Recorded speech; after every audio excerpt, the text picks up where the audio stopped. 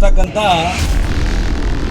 ಮಂತ್ರಿಗಳಿಗೆ, ಮುಖ್ಯಮಂತ್ರಿಗಳಿಗೆ, ಇರ್ತಕ್ಕಂಥ ಅಧಿಕಾರಿಗಳಿಗೆ ನಾಚಿಕೆ ಆಗ್ಬೇಕು.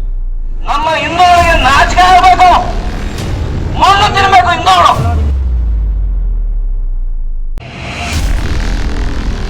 ಸರ್ಕಾರದಲ್ಲಿ ಅವನು ಅರ್ಜಿ ಕೊಟ್ರೆ ನಯಾ ಪೈಸಾ ಕೊಡೋ ಯೋಗ್ಯತೆ ಇಲ್ಲ ಈ ಸರ್ಕಾರದಲ್ಲಿರೋರಿಗೆ.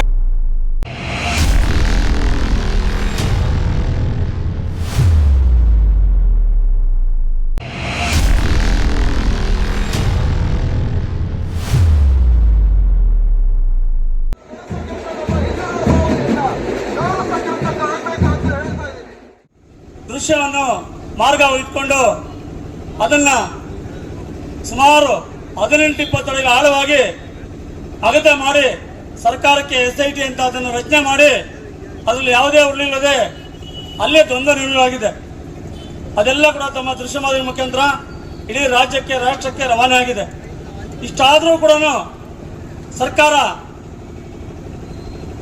ಸರ್ಕಾರದ ಹಣವನ್ನು ವ್ಯಯ ಮಾಡಿ, ಸಮಯವನ್ನು ವ್ಯರ್ಥ ಮಾಡಿ, ಏನು ಶ್ರೀ ಕ್ಷೇತ್ರ ಧರ್ಮಸ್ಥಳ ಮಂಜುನಾಥೇಶ್ವರ ಅಂದ್ರೆ ಇಡೀ ರಾಜ್ಯ ಅಲ್ಲ ಅಂತಾರಾಜ್ಯದಲ್ಲಿ ಕೂಡ ಖ್ಯಾತಿ ಪಡೆದು ಅಂತ ಒಂದು ಕ್ಷೇತ್ರಕ್ಕೆ ಅಪಪ್ರಚಾರ ಕೆಲಸವನ್ನ ಘನ ಸರ್ಕಾರ ಕೂಡ ಒಂದು SIT ರಚನೆ ಮಾಡಿ ಸತ್ಯಾಸತ್ಯಗಳನ್ನ ಶೋಧನೆ ಮಾಡ್ಬೇಕಂತ ಹೇಳಿದಾಗ ಅದರಲ್ಲಿ ಯಾವುದೇ ಒಂದು ಹುರುಳಿಲ್ಲ ಅಂತೇಳಿ 3 ದಿವಸದಿಂದ ಎಲ್ಲ ಗೊತ್ತಾದ ನಂತರ ಇವತ್ತು ಆ ಕಿಡಿಗೇಡಿಗಳನ್ನ ಬಂಧಿಸಿ ಅವನ್ನ ವಿಚಾರಣೆ ಮಾಡ್ತಾ ಇದ್ದಾರೆ. ಇದು ಏನು ನಮ್ಮ ಧರ್ಮಸ್ಥಳದ ನಮ್ಮ ಮಂಜುನಾಥ ಸ್ವಾಮಿಯವರ ಶಕ್ತಿ, ಅವರ ಮೇಲೆ ಇರ್ತಕ್ಕಂಥ ಇಡೀ ಕೋಟ್ಯಾಂತರ ಜನ ಭಕ್ತಾದಿಗಳ ಒಂದು ನಂಬಿಕೆಗೆ ಚ್ಯುತಿ ಬರುವ ರೀತಿಯಲ್ಲಿ ಮಾಡಿದರೆ ಅದನ್ನ ಆ ಚ್ಯುತಿಯನ್ನ ಕಡೆಗಣಿಸಬೇಕು, ಆ ಕಳಂಕವನ್ನ ನಿರ್ಮೂಲನೆ ಮಾಡಬೇಕಂತೇಳಿ ನಾವೆಲ್ಲರೂ ಕೂಡ ಇವತ್ತು ಇಡೀ ರಾಜ್ಯಾದ್ಯಂತ ಇವತ್ತು ನಮ್ಮ ಚಿಕ್ಕಬಳ್ಳಾಪುರ ಜಿಲ್ಲೆಯಲ್ಲಿ ನಮ್ಮ ಜಿಲ್ಲಾಧ್ಯಕ್ಷರಾದ ರಾಮಚಂದ್ರಗೌಡ ನೇತೃತ್ವದಲ್ಲಿ ಜಿಲ್ಲೆಯ 5 ತಾಲೂಕುಗಳಲ್ಲಿ ಕೂಡ ಇವತ್ತು ನಾವೆಲ್ಲ ಹೋರಾಟ ಮಾಡ್ತಾ ಇದ್ದೇವೆ. ಈ ಹೋರಾಟ ಮಾಡಿ ಏನು ಧರ್ಮಸ್ಥಳದಲ್ಲಿ ಇವತ್ತು ನಮ್ಮ ಮಂಜುನಾಥ ಸ್ವಾಮಿಯವರ ಅವರ ಏನು ಶಕ್ತಿ ಏನಿದೆ, ಅವರ ಒಂದು ಜನರ ಬಂಧುಗಳೇ, ಮುಂದಿನ ದಿನಗಳಲ್ಲಿ ನಮ್ಮ ಹಿಂದೂ ಧರ್ಮ ಮತ್ತು ಸನಾತನ ಧರ್ಮಕ್ಕೆ ದೊಡ್ಡ ಕೊಡಲಿ ಬಿಡ್ತಾ ಇದೆ. ಮೊದಲು ಏನು ಮಾಡಿದ್ರು, ರಾಮ ಮಂದಿರ ಮಾಡಿದ್ರು, ಅದರಲ್ಲಿ ಅವ್ರಿಗೇನು ಆಗಲಿಲ್ಲ. ಎರಡನೇದಾಗಿ ಕಂಚಿ ಕಾಮಗಾಟಿ ಸ್ವಾಮಿಗಳನ್ನ ಸೇರಿಸಿದ್ರು, ಅದರಲ್ಲೂ ಆಗಲಿಲ್ಲ. ಆಮೇಲೆ ಶಬರಿಮಲೆಗೆ ಯಾವಳೋ ಒಬ್ಬ ಹೆಂಗಸು ಬುರ್ಕಾ ಹಾಕ್ಕೊಂಡೋಗಿ ಅದರಲ್ಲಿ ನನಗೆ ಜಾಗ ಕೊಡಬೇಕು, ಅದಕ್ಕೆ ಎಂಟ್ರಿ ಕೊಡಬೇಕು ಅಂತ ಹೇಳಿದ್ರು, ಅದೂ ಆಗಲಿಲ್ಲ. ಅದಾದಮೇಲೆ ಶನಿ ಸಿಂಗನಾಪುರಕ್ಕೆ ಮಾಡಿದ್ರು, ಅದೂ ಆಗಲಿಲ್ಲ. ಅದಾದಮೇಲೆ ಇವಾಗ ಧರ್ಮಸ್ಥಳದ ಸುತ್ತಮುತ್ತ ಈ ಬಂಡೆಕಲ್ಲಾಗಿ ನಿಂತಿರತಕ್ಕಂಥ ನಮ್ಮೆಲ್ಲರ ಆರಾಧ್ಯ ದೇವ ಮಂಜುನಾಥನ್ನ ಮೇಲೆ ಈ ಥರ ಷಡ್ಯಂತ್ರಗಳ ಹಿಂದೂಗಳ ಭಾವನೆಗೆ ಧಕ್ಕೆ ಮಾಡಿ ಆ ಧರ್ಮಸ್ಥಳದ ಮೇಲೆ ಹಿಂದೂಗಳಿಗೆ ಅಸಡ್ಡೆ ಬರತಕ್ಕಂಥ ಕೆಲಸವನ್ನ ಮಾಡ್ತಿರ್ತಕ್ಕಂಥ ಈ ಅಯೋಗ್ಯರನ್ನ ಅದು ಅಂತಾರಾಷ್ಟ್ರೀಯ ಮಟ್ಟಕ್ಕೆ ಇವರನ್ನೆಲ್ಲ ಏನರಲ್ಲಿ ಹೊಡಿಬೇಕು ಅಂತ ನೀವೇ ನಿರ್ಧರಿಸಿ. ಇಲ್ಲದೆ ಇದ್ರೆ ಮುಂದಿನ ದಿನಗಳಲ್ಲಿ ನಾವು ಸರ್ಕಾರಕ್ಕೆ ಮತ್ತು ಅವರಿಗೆ ಹಿಂದೂ ವಿರೋಧಿ ಸರ್ಕಾರಕ್ಕೆ ನಮ್ಮ ಧರ್ಮ ಉಳಿಬೇಕು ಅಂತೇಳಿ ನಾವು ಇವತ್ತು ಕಾಂಗ್ರೆಸ್ ಸರ್ಕಾರ ಮುಂದೆ ಗೋಳಾಡ್ಕೊಳ್ಳೋ ಪರಿಸ್ಥಿತಿ ಬಂದಿದೆ.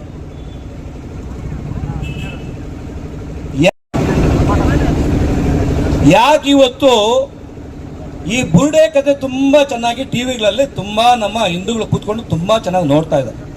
ಧರ್ಮಸ್ಥಳಕ್ಕೆ ಹೋಗೋದು ಬಿಟ್ಬಿಟ್ಟು ಟಿವಿ ಮುಂದೆ ಕೂತ್ಕೊಂಡು ಪಿಕ್ಚರ್ ಕೂಡ ಅಷ್ಟು ನೋಡ್ತಾರೋ ಇಲ್ವೋ, ಅಷ್ಟೊಂದು ಇಂಟ್ರೆಸ್ಟ್ ಆಗಿ ಎಲ್ಲರೂ ಕೂತ್ಕೊಂಡು ನೋಡ್ತಾ ಇದ್ದಾರೆ.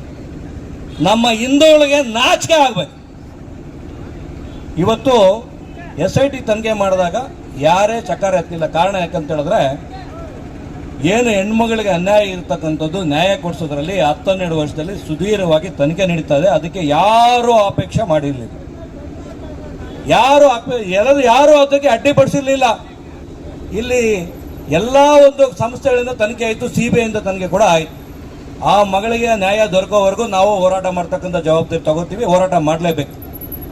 ಆದರೆ ಅದ್ರ ಹೆಸರಿಡ್ಕೊಂಡು ಒಂದು ಹುನ್ನಾರ ಮಾಡಿಕೊಂಡು ಬುರುಡೆ ಕತೆ ಶುರು ಮಾಡಿ ಅರ್ಧ ಗಂಟೆ ಒಬ್ಬ ಸಮೀರ್ ಅಂತಕ್ಕಂಥ ಹುಡುಗ ಒಂದು ಯೂಟ್ಯೂಬಲ್ಲಿ ಕೂತ್ಕೊಂಡು ಒಂದು ಕತೆ ಕಟ್ಟಿರ್ತಕ್ಕಂಥ ಕತೆ ಹೆಂಗಿದೆ ಅಂತ ಹೇಳಿದ್ರೆ, ಇವತ್ತು most advance technology artificial intelligence ಇಟ್ಕೊಂಡು ಟೆಕ್ನಾಲಜಿ ಇಟ್ಕೊಂಡು ಯೂಟ್ಯೂಬಲ್ಲೇ ಒಂದು ಕತೆ ಕಟ್ಟಿದ. ಇದು ಅವನು ಕಟ್ಟಿದ್ದಲ್ಲ ಅಂತ ಈಗ ಗೊತ್ತಾಗಿದೆ. ಅದು ಹಿಂದ್ಗಡೆ ಎಷ್ಟು ಜನ ಇದ್ದಾರೆ, ಯಾವ ಕೈವಾಡ ಇದೆ, ಯಾವ ರಾಜ್ಯದಿದೆ, ಯಾವ ದೇಶದ್ದಿದೆ, ಹಿಂದೆ ಯಾರು ಮಾಡ್ತಾ ಇರ್ತಕ್ಕಂಥದ್ದು ಎಲ್ರಿಗೂ ನಮ್ಮ ಜನರಿಗೆ ತಿಳುವಳಿಕೆ ಬರ್ತಾ ಇದೆ.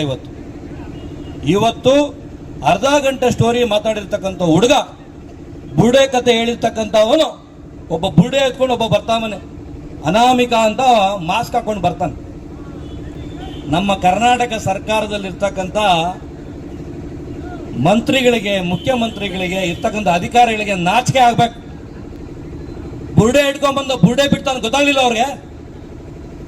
ನಮ್ಮ ಸರ್ಕಾರದಲ್ಲಿ ಇರ್ತಕ್ಕಂಥವ್ರಿಂದ 1947 ಇದ್ದಾರೆ. ಅರ್ಧ ಗಂಟೆ ಯೂಟ್ಯೂಬ್ ಮಾಡಿದ ಹುಡುಗ ಆರ್ಟಿಫಿಷಿಯಲ್ ಇಂಟೆಲಿಜೆನ್ಸ್ ಇಟ್ಕೊಂಡು ಮಾಡ್ತಾನೆ. ಬುದ್ಧಿ ಬೇಡವಾ ಇವ್ರಿಗೆ? ಬುರುಡೆ ಇಟ್ಕೊಂಡ್ಬಂದು ಅವನು ಏನು ಬುರುಡೆ ಬಿಡ್ತಾ ಇದ್ದಾನೆ, ಯಾಕೆ ಬುರುಡೆ ಬಿಡ್ತಾ ಇದ್ದಾನೆ ಅಂತ ಮಷ್ಟು ತನಿಖೆ ಮಾಡ್ಬೇಕಲ್ಲ. ಮಾಸ್ಕ್ ಹಾಕೊಂಬಂದ, ಹೇಳಿದ್ದೆಲ್ಲ ಗುಂಡಿ ತೋಡಿದ್ರು ಇವರು. 20 ದಿವಸ 25 ದಿವಸ ಒಂದು ಮಾತು ನಮ್ಮ ಧರ್ಮಾಧಿಕಾರಿಗಳು ಮಾತಾಡಲೇ ಇಲ್ಲ. ಅವರು ನಗು ಮುಖ ಹೋಗಲೇ ಇಲ್ಲ. ಯಾಕೆ ಗೊತ್ತಾ? ಮಂಜುನಾಥ ಸ್ವಾಮಿ ಸತ್ಯ ಇರ್ತಕ್ಕಂಥದ್ದು ಅವ್ರಿಗೆ ಗೊತ್ತಿದೆ. ಮಂಜುನಾಥನ ಆಶೀರ್ವಾದದಲ್ಲಿ ಅವ್ರು ಇದ್ದಾರೆ.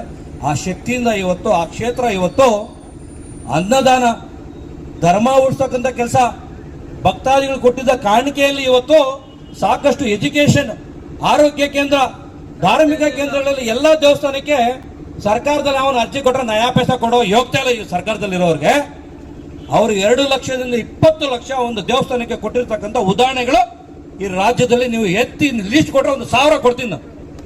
ಸಾವಿರಾರು ಕೆರೆಗಳಿಗೆ ದುಡ್ಡು ಕೊಟ್ಟಿದ್ದಾರೆ. ಯಾರಪ್ಪನ ಮನೆ ಗಂಟು ಅಂತ ಸರ್ಕಾರದಲ್ಲಿ ಇರ್ತಕ್ಕಂಥವ್ರು ಇವತ್ತು ಅವ್ರ ಮೇಲೆ ಹೊರೆ ಹಾಕಿದ ತಕ್ಷಣ 1 ತಿಂಗಳು ಟಿವಿಗಳಲ್ಲಿ ಪ್ರಚಾರ ಮಾಡಕ್ಕೆ ಬಿಟ್ಟರು. ಧರ್ಮಕ್ಕೆ ಹೊಡೆದ ಕೊಲ್ಲಿ ಆಗ್ತಕ್ಕಂಥ ಕೆಲಸ ಮಾಡಿರ್ತಕ್ಕಂಥ ಜವಾಬ್ದಾರಿ ಯಾರು ಎತ್ಕೋಬೇಕಂತ ಹೇಳಿದ್ರೆ ಈ ಸರ್ಕಾರ. ಇವತ್ತು ಹಿಂದೂಗಳ ಒಂದು ಭಾವನೆಗೆ ಏನು ಧಕ್ಕೆ ಬಂದಿದೆ, ಬುರುಡೆ ಬಿಟ್ಟಿದ್ದು ಆಯ್ತು, ಯೂಟ್ಯೂಬನ್ ಆಯ್ತು, ಒಬ್ಬ ಹೆಣ್ಮಗಳನ್ನ ವಯಸ್ಸಾದಳನ್ನ ಕರ್ಕೊಂಡ್ಬಂದು ಕೂರಿಸ್ತಾರೆ. ಆ ಸುಜಾತ ಭಟ್ಟು ಮದುವೆನೇ ಆಗಿಲ್ಲ. ಆ ಎಂಬನು international lifestyle, live in relationship, ಮಕ್ಕಳೇ ಇಲ್ಲ. ಆ ಫೋಟೋ ಇಟ್ಕೊಂಬಂತ ಹೇಳಿದ್ರೆ ಅವಳು ಎತ್ತು ಒಳಗಡೆ ಹಾಕ್ಬಿಟ್ಟು ವಿಚಾರಣೆ ಮಾಡ್ಬೇಕಲ್ಲ. ಅದನ್ನು 4 ದಿವಸ ಪ್ರಚಾರಕ್ಕೆ ಬಿಡ್ತಾರೆ ಟಿವಿಗಳಿಗೆ. ಅದನ್ನು ನಮ್ಮ ಜನ ಕೂತ್ಕೊಂಡು ಚೆನ್ನಾಗಿ ನೋಡ್ತಾರೆ. ನಮ್ಮ ಜನ ಯಾವಾಗ, ನಾನು ಅವತ್ತೇ ಹೇಳಿದ್ದೀನಿ, ಅವ್ರವ್ರ ಬುಡಕ್ಕೆ ಬಂದಾಗ್ಲೇ ಅವ್ರಿಗೆ ಗೊತ್ತಾಗೋದು. ಚೆನ್ನಾಗಿ ಟಿವಿಲಿ ನೋಡ್ಕೊಂಡು ಎಂಟರ್ಟೈನ್ ಮಾಡಿದ್ರು. ಇವತ್ತೇನಾಯ್ತು?